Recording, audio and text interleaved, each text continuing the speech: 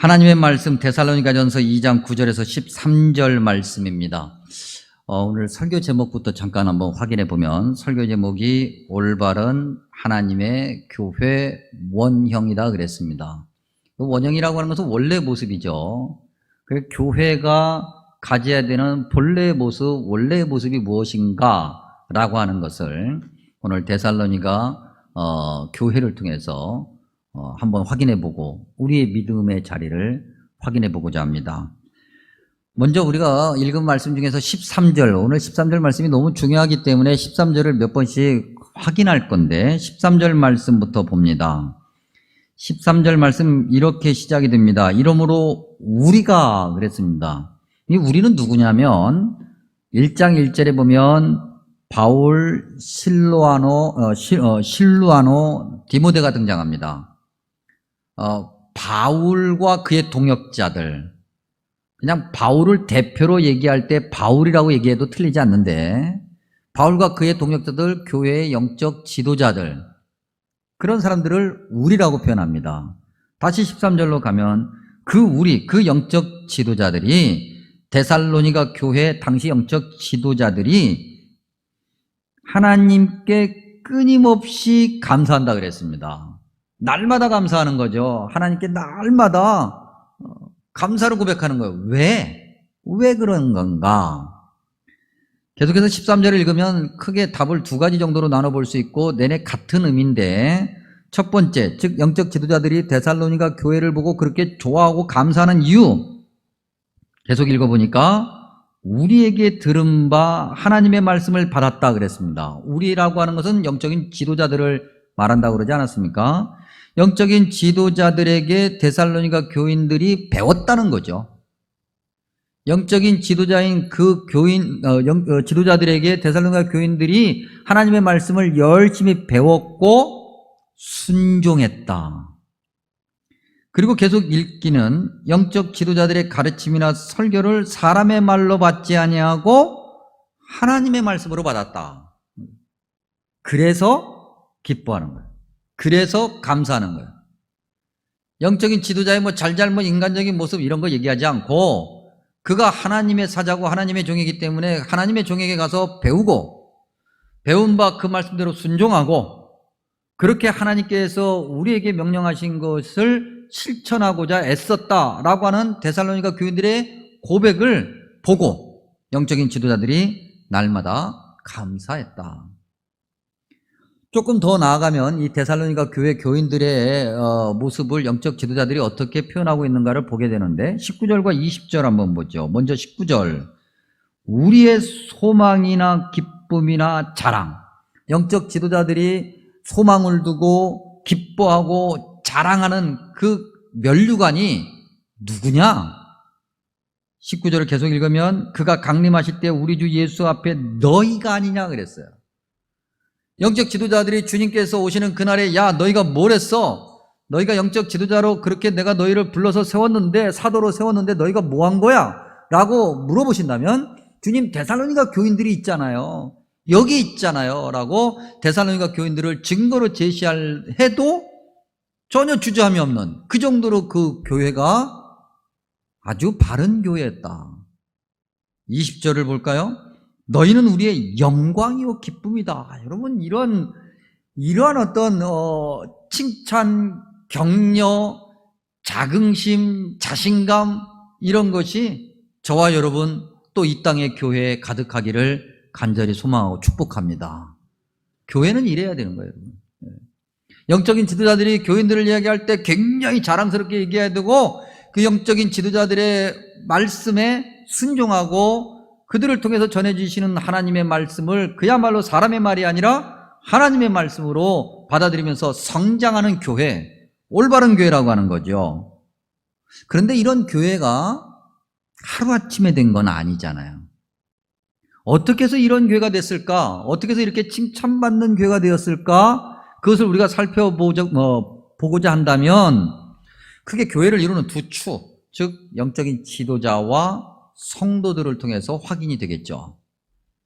자, 먼저 영적인 지도자. 영적인 지도자들은 어떤 이들이고 무엇을 했길래 이렇게 훌륭한 데살로니가 교회를 섬길 수 있었을까? 9절에 보니까 특별히 너희 아무에게도 폐를 끼치지 않는다 그랬어요. 여러분 사실 이 말씀 있는 것 자체가 사실은 올바른 거 아니에요. 영적 지도자들이 누굽니까? 오늘날 우리에게 익숙한 단어로 바꿔 얘기하면 목회자예요. 목회가 뭐예요, 여러분? 목회가. 회중을 잘 돌보고 섬기는 거잖아요. 그럼 목회자들이 성도들에게 폐가 돼? 해가 돼요? 부담이 돼요? 벌써 올바른 교회가 아니죠. 폐가 되지 않고 해가 되지 않기 위한 영적 지도자들의 그 고백을 바울의 고백을 통해서 확인하게 되는데 사도행전 18장 3절에서 바울이 말하기를 천막을 만들어 팔아 생계를 스스로 유지했다 그랬어요.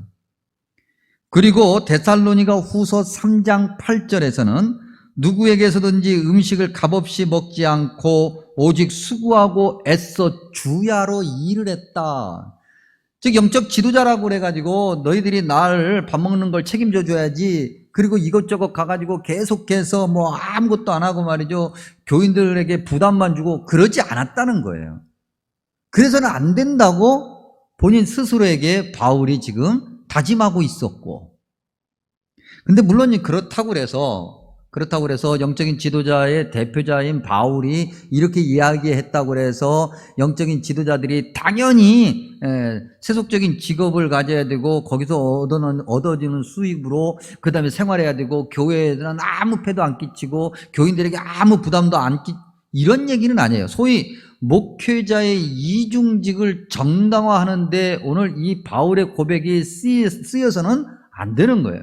바울이 성경 또 다른 곳에서는 이렇게 말을 하죠. 데살로니가 후서 3장 9절, 방금 우리가 봤던 3장 8절 바로 뒷부분에 바울이 이렇게 얘기합니다. 우리에게 권리가 없는 것이 아니요.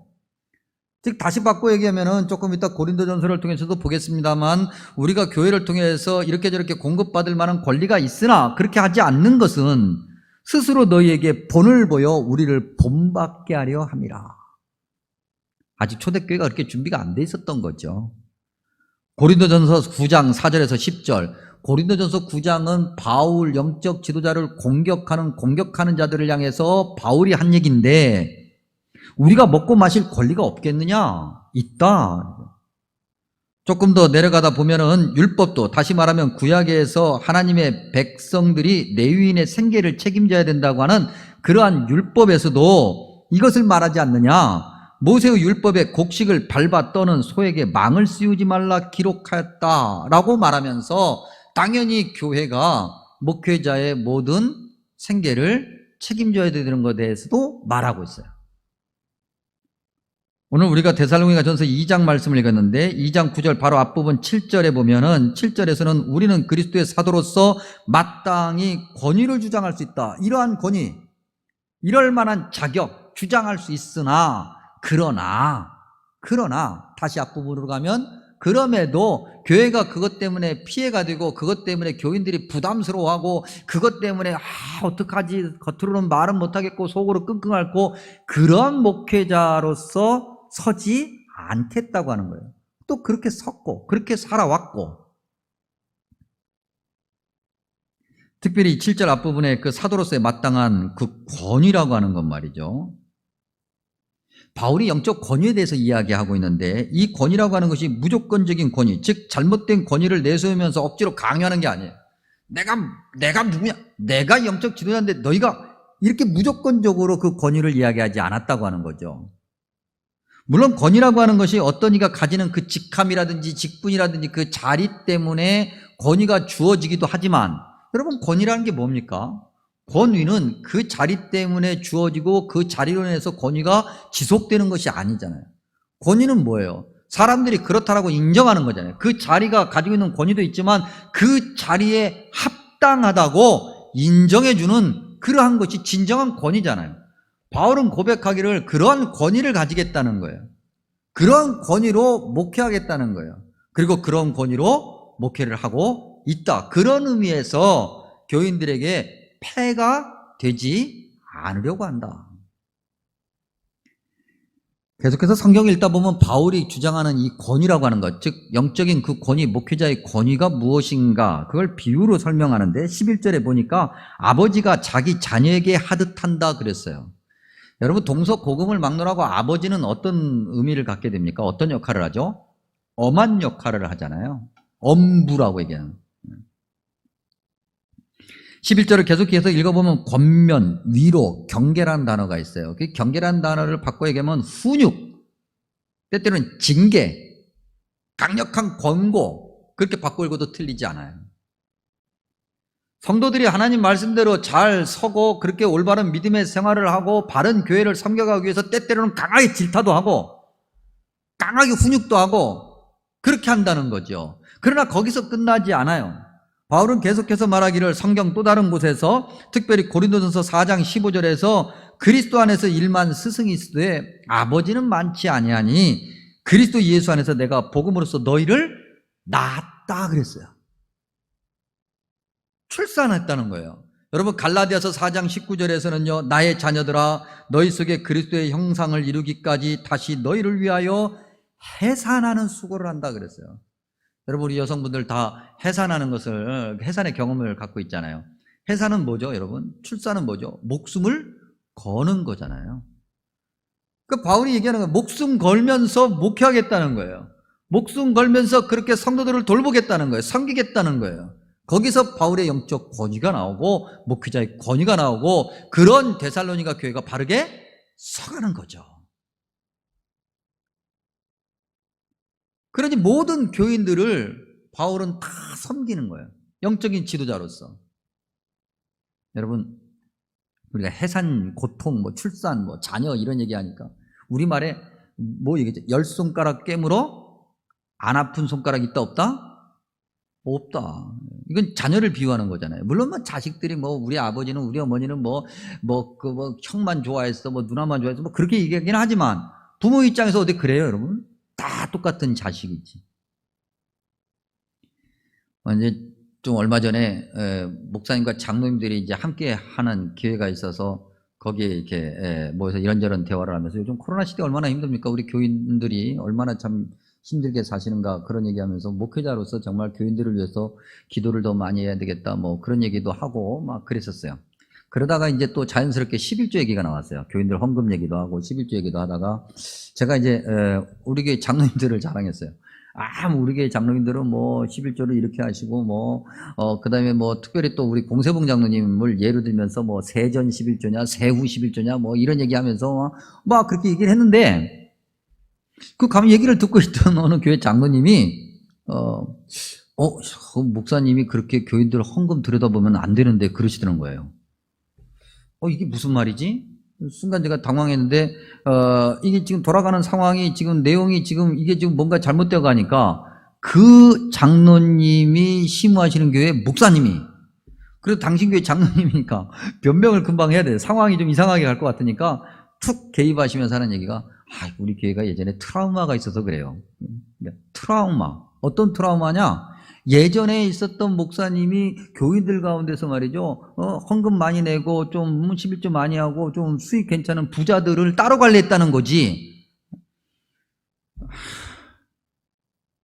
참 창피한 일이에요, 여러분. 물론 거기에 또 다른 사정이 있고 뭔가가 또 있겠지만은 그런 경험이 그 장로님에게 있는 거예요. 그래서 목사님이 교인들의 수입을 들여다보고 헌금을 들여다보는 것은 위험한 거고 목사님들이 그렇게 하는 순간 그럴 수도 있다라고 이분은 생각하는 거예요. 그 장로님이 그 트라우마에서 빨리 벗어나기를 주님의 이름으로 축복합니다. 그게 뭐예요, 장로님이? 그러면 안 되지. 한국교회 목사님들을 다 그렇게 보고 있는 거예요. 여러분, 목사님들이 말이죠. 무슨 꼭 헌금을 만약에 그런 나쁜 심보를 가지고 그렇게 교인들을 대한다고 한다면 헌금 안 봐도 여러분 다 보여, 다 보여. 교인이 수천 명이 돼도요. 여러분들 스스로도 알잖아요. 우리가 신앙생활 같이 하는 거 1, 2년 같이 하는 거 아니잖아요. 다 알다 보니까 그 사람의 삶의 형편과 그런 지금 현재 상황들은 다 알고 있어요. 헌금 꼭 그지 안 봐도 다 알아. 근데 무슨 수천 명도 아니고 우리 교회 정도 되면 다 알아, 다. 그럼 굳이 헌금을 들여다봐야 돼? 아니에요. 근데 한국교회 목사님들은 그렇게 들여다봐요. 안 그래요, 여러분. 뭐 어쩌다 그런 일이 너무나도 가슴 아픈 일이 있었을지 모르지만 그것도 또 살펴봐야 되는 일이에요. 한국계 목사님들이 말이죠, 사람을 그걸로 인해서 나누고 살피고 뭐 그래가지고 누구는 또 이뻐하고 누구는 안 그래요. 어찌저찌 해서 이렇게 좀 이상하게 보이는 모습이 있을지라도 그것도 사실은 오해인 거예요. 너무나도 많은 목회자들이 그야말로 목회하는 데 애쓰고 있어요. 데살로니가 교회를 섬기는 그 바울과 그의 동력자들이 이렇게 차별 없이 정말 많은 성도들을 섬기면서 그렇게 성도들을 양육하고 훈육했고 또 성도들이 잘 따랐고 그런 교회로서 올바르게 성장하고 있었고, 그렇기 때문에 그런 목회적인 권위를 가지고 그들에게 폐를 끼치지 않는 그러한 목자의 모습으로 서기를 원했다. 그리고 9절 후반부에 보니까 너희에게 하나님의 복음을 전하였노라. 그리고 12절은 너희를 부르사 자기 나라와 영광에 이르게 하시는 하나님께 합당히 행하게 하려 함이라 그랬어요. 설교자잖아요. 가르치는 자잖아요. 그렇게 가르치려고 애썼고 그렇게 가르치려고 애쓴 이유는 성도들이 하나님 말씀대로 합당하게 살기를 원하기 때문에, 그래서 설교자는, 그래서 목회자는 그냥 아무렇게나 준비 없이 강단에 올라와서 그렇게 막 하는 것이 아닌 거예요. 여러분, 이 말씀 준비하면서 2021년 금년이죠. 이제 금년 6월호에 생명의 삶 6월호에 여러분들이 잘 알고 계시는 뭐 분당에서 목회하시는 뭐 이분 실명 거론해도 돼요. 뭐 워낙 유명한 분이니까 이찬수 목사님이 쓰신 어떤 글을 그 큐티집에 이제 예로 올려놓은 것이 있어요. 이제 소개해드리면 이찬수 목사님이 이제 뭐 설교자로서 그냥 그렇게 강단에 서서 막 하는 게 준비 없이 막 설교하는 게 아니다. 얼마나 열심히 준비하는가를 이제 사모님에게 설명해 주시는 내용이에요. 그러면서 뭐라고 사모님에게 말씀하셨냐면, 설교 준비는 도자기 굽는 거랑 비슷해. 여러분, 도자기 굽는 거 아시죠? 한 벌 구워가지고는 안 되잖아요. 한 번 구워가지고. 초벌, 그 다음에 재벌, 필요하면은 그 다음 거라도 계속해서 반복해서 구워야 아주 좋은 도자기가 나오죠. 그것과 마찬가지로 설교 준비도 그렇게 한다는 거예요. 그래서 초벌구이, 재벌구이, 3벌구이, 4벌구이를 하고 설교 준비가 다 끝났어도 주일 새벽 3시에 다시 일어나서 5벌구이를 하고 또 강단에 올라가기 직전에 6벌구이하고 그렇게 준비하는 거야. 저도 그렇게 준비하는 빨간색 뭐 연필로 뭐 원고 준비하고 뭐 그렇게 제가 지금 제 지자랑하고 있는 거예요 지금. 한국계 목사님들이 다 이렇게 준비하는 거예요. 이렇게 준비를 해가지고 올라간다는 거죠. 이찬수 목사님도 그렇게 막 자랑을 한 거예요, 사모님께. 그리고 이제 사모님께서 이렇게 대답하실 거라고 예상을 한 건데요. 뭐라고 예상을 하셨냐면, 그래요, 정말 당신 수고해요, 설교 한 편이 거저 나오는 게 아니군요 라고 반응할 거라고 생각을 했는데, 사모님이 목사님의 얘기를 다 듣고 난 다음에 딱 한마디 이렇게 말씀하셨다고 합니다. 그러다가 태우지나 마세요. 태워 먹지나 말라는 거죠. 그렇죠, 여러분. 사람이 뭐 초벌하고 재벌하고 3벌하고 4벌하고 5벌하고 6벌하고 아무리 그래도 이곳에서 하나님의 영에 하나님께 사로잡혀서 하나님의 말씀을 전하지 않으면 그건 아무것도 아닌 거예요. 세상에 훌륭한 연설가, 훌륭한 말을 하는 철학자, 무슨 상담가, 소통가 많아요. 이 강단은 하나님의 말씀을 전하는 것이고 그것으로 권위가 있어야 되고 그렇게 쓰임 받아야 된다고 하는 거죠. 바울은 그런 고백을 하면서 하나님 앞에 서는 거예요. 신학교에서 저를 가르치는 많은 교수님들이 계십니다. 그 중에서도 특별히 제가 이제 많은 교수님들을 기억하지만 그 중에서도 이제 기억하는 교수님, 정장복 교수님이라는 분이 계십니다. 설교와 예배관에서 가르치시는 분인데, 물론 이제 목회를 하다 보니까는 이제 우리 교수님께 약간 이제 반항하고 싶은, 그래서 교수님 목회 현장에서는 그게 조금 뭐 그런 부분도 없지 않아 있지만, 그분이 저희들을 가르치시면서 명심하라고 하셨던 그 정말 가슴에 남는 그 가르침 중에 하나는 설교자의 자세예요. 어떻게 설교를 준비해야 되고 어떻게 강단에 서야 되는가, 하나님 말씀을 먼저 들어야 되고 적어도 어떻게 살았든 완벽한 온전한 삶을 못 살았다 할지라도 적어도 설교를 준비하는 순간부터 하나님의 말씀을 먼저 들어야 되고 그 말씀대로 먼저 살려고 애를 써야 되고 그러면서 강단에 서라. 게으르지 말아라. 13절에 보니까 하나님의 말씀을 먼저 받은 자라고 그랬어요. 먼저 설교자 자신이 그렇게 하나님 말씀을 받고 그리고 난 다음에 강단에서 말씀을 전하면서 빌립보서 3장 17절 말씀대로 나를 본받으라고 말하는 거예요. 그런 교회가 바른 교회예요. 그런 교회가 바르게 쓰는 거예요. 그런 교회가 흔들리지 않는 교회고 그런 교회가 흔들렸다 할지라도 다시 세움받는 거예요.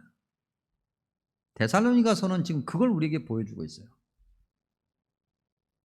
올바른 교회, 올바른 하나님의 교회의 원형, 우리 영적 지도자들을 통해서 확인해 봤잖아요.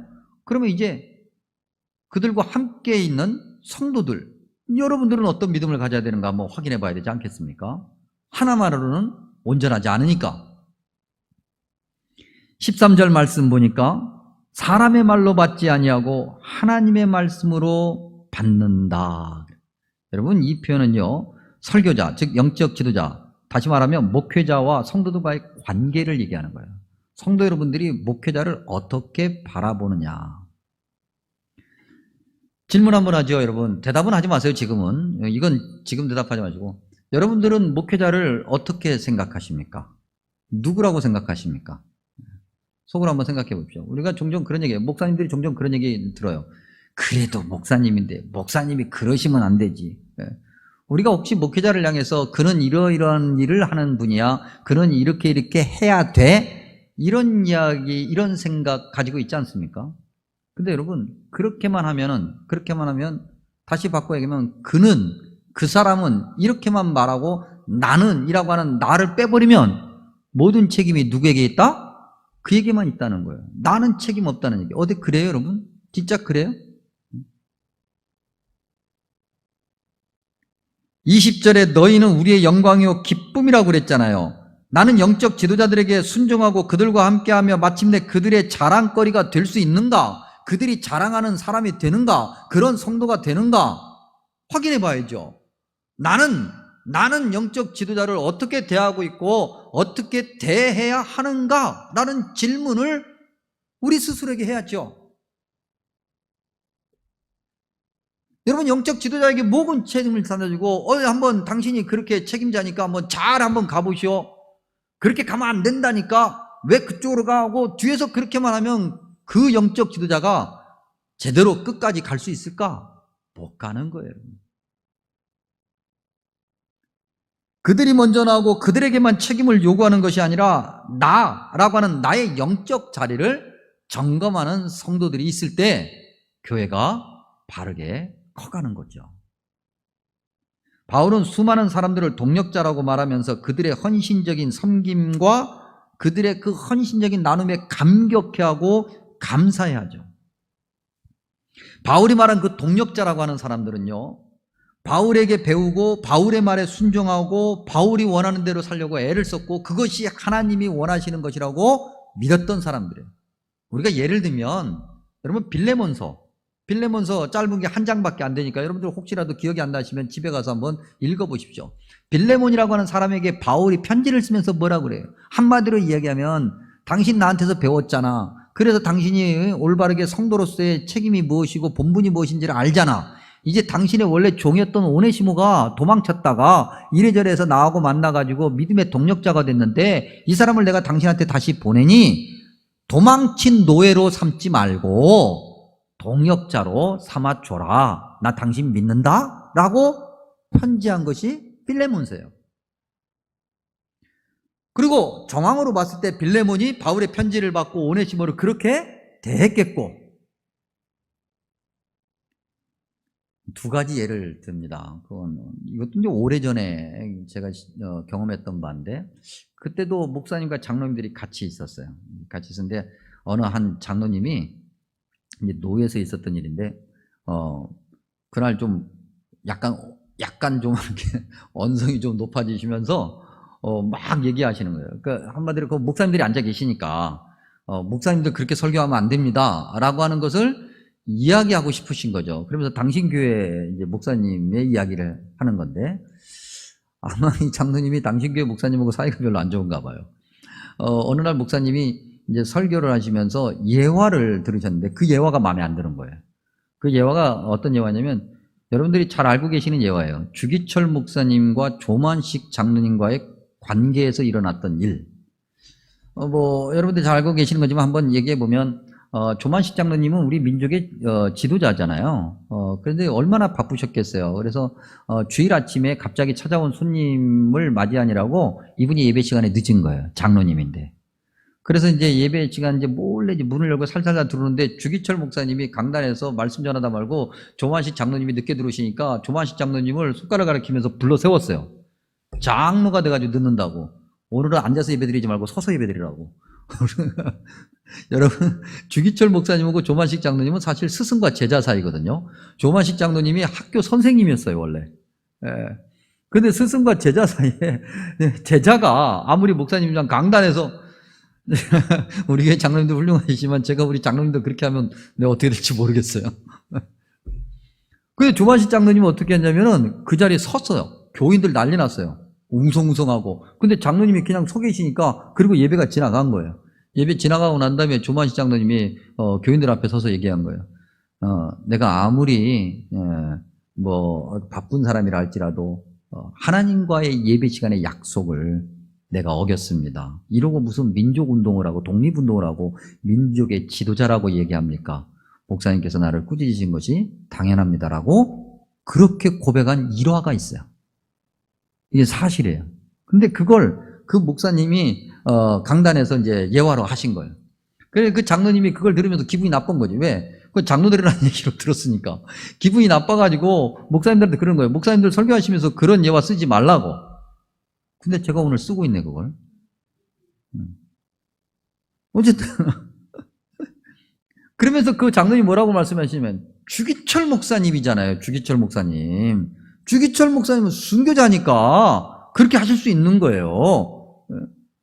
너무 안타까웠어요, 여러분. 두 가지인데, 하나는 주기철 목사님이 그렇게 이야기하실 때 주기철 목사님은 아직 순교자 아니었었어요, 이때는. 돌아가시기 전이야. 그리고 또 하나는 주기철 목사님의 그런 모습과 동일하게 장로님의 훌륭한 인품과 믿음을 봐야죠. 그렇죠? 목사님이 그렇게 했다고 그래서 뒤에서 말이죠, 서가지고 그냥 속으로 울그락발그락 너희 무지끼 설교만 끝나봐라 너 오늘, 그러지 않아요. 혹여라도 교인들이 오해할까봐 교인들 회중 앞에서 그 장로로서의 직분을 다시 겸허하게 고백하는 그 장로님의 인품, 그 인품과 믿음을 담고자 해야죠. 근데 그런 얘기는 쏙 빠지고 그런 예화 하지 말래. 도대체 그 장로님이 그 교회 가서 목사님한테 또 설교를 들으실 거예요. 다른 교회로 가지는 않을 거 아니에요. 난 이 교회 나 못 다니겠어요. 장로 그만두고 나 다른 교회 갈란다. 그런 얘기 안 하실 거니까. 그러면 그 교회 목사님한테 말씀을 들을 텐데 매주마다 그 목사님을 통해서 전해지시는 하나님의 말씀을 어떻게 들을까 모르겠어요. 또 하나, 지난 6월 달에 김성광 목사님이 우리 수요예배 때 하셨던 설교 중에 등장한 예화인데요.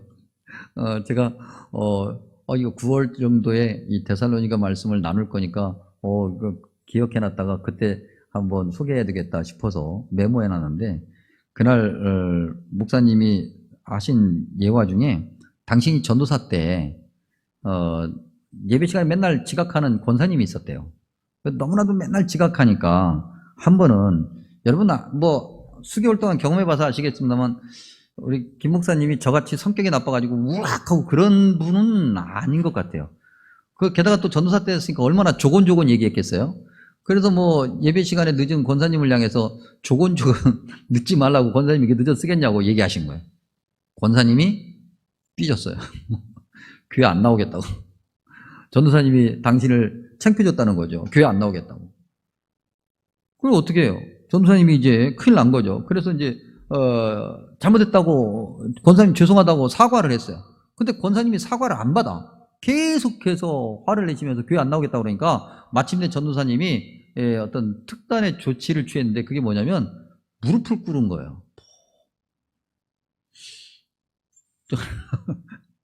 무릎을 얼마나 꿇었냐면 30분을 꿇었어요. 30분을. 그 예화는 끝났어요. 그래서 제가 궁금해가지고 전 목사님한테 가서 물어봤어요. 그 뒷이야기가 궁금하잖아요. 그 뒤로 그러면 권사님은 어떻게 됐을까? 그래서 지각을 했을까 안 했을까? 그 다음부터 고쳐졌을까 안 고쳐졌을까? 계속 지각했대요. 계속. 아니 권사님 정도 됐으면 세상에 그때 욱해가지고 뭐 그럴 수 있어. 그래도 그렇지 전도사님을 30분이나 무릎 꿇고 그런 권사님은 또 어떤 권사님이며 그 정도로 그렇게 했으면은 다음부터 예배 안 늦어야지. 여러분들 목사님들을 최고로 대우해 주시기 바랍니다. 여러분들 간혹 가다가 뭐 이곳저곳에서 다른 교회 목사 여러분들이 저를 잘 대해 주시지만 다른 교회 목사님들 만나시잖아요. 그러시면 자리에 앉았다가도 벌떡 일어나시고 혹시 식당에서 만나면 이렇게 봐가지고 감당할 수 있겠다 싶으면 나가시면서 계산도 좀 하고 나가시고 그러십시오. 여러분 목사님들을 최고로 대접하십시오. 여러분 사사기 17장 18장 우리가 지금 새벽기도 시간에 사사기 말씀 나누고 있지 않습니까? 이 사사기를 읽다 보면 사사시대가 얼마나 영적으로 혼탁했던가 어떻게 보면은 세속적 문화와 하나님 백성 사이에 전혀 구분이 없고 구별이 없는 영적인 혼합과 혼탁함의 어떻게 보면 대표격이 사사시대예요. 오죽하면 사사기에 왕이 없었으므로 자기의 소견에 옳은 대로 행하였다는 표현이 반복되지 않습니까? 이때 왕이 없었다고 하는 것은 정치적인 왕이 아니고요. 하나님을 왕으로 안 모셨다는 거예요. 그리고 그들이 예배도 드려. 근데 방식은 지극히 세상 방식이야. 근데 그 사사기 17장과 18장, 특별히 사사기 18장 4절에요. 어떤 단어가 있냐면 사사기 17장과 18장에는 레위인에 관한 이야기가 있어요. 어떤 레위인 이야기가 있는데 그 레위인이 자기 자신을 소개하면서 뭐라고 얘기했냐면 내가 이 집에 고용됐습니다 그랬어요. 여러분 고용이라는 단어가 어떤 단어예요? 월급 받고 일하는 사람이잖아요. 채용된 거잖아요. 여러분 레위인이 누굽니까? 제사장을 배출하는 영적인 지파예요. 영적인 리더 역할을 해야 되는 지파가 레위 지파예요. 모든 하나님의 백성 지파가 레위 지파들을 그래서 자기들의 분깃에서 레위 지파를 위한 분깃을 떼어내는 그리고 그들은 오로지 영적인 일에 몰두하는 지파가 레위 지파예요. 근데 그 레위 지파가 본인 스스로가 먹고 살기 위해서 레위 지파라고 하는 그 직책을 그 직분을 먹고 살기 위한 것으로 이용하고 있는 거예요.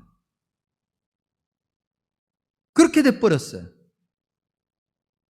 그래서 한 사람이 이 레위인을 고용해. 내가 월급 줄 테니까 당신 나한테 와서 일해. 여러분 이러한 모습이 사사시대에만 있었던가? 오늘 이 시대는 없는가?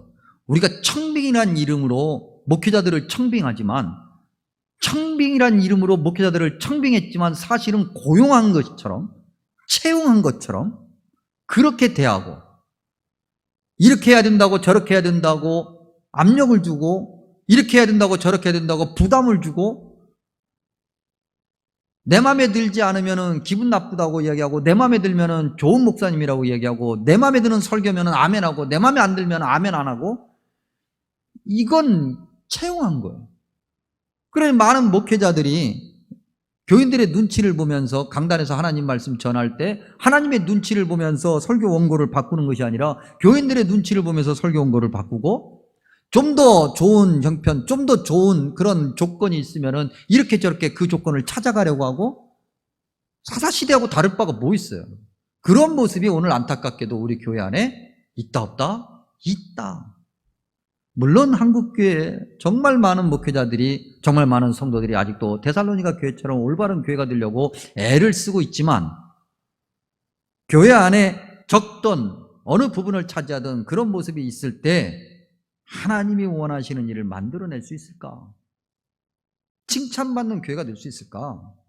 저와 여러분 한 사람 한 사람이 하나님에게 딱 갔을 때 너 훌륭한 목회자로 잘하다 왔어, 너 훌륭한 성도로 잘하다 왔어 라고 칭찬받을 수 있겠느냐는 거죠.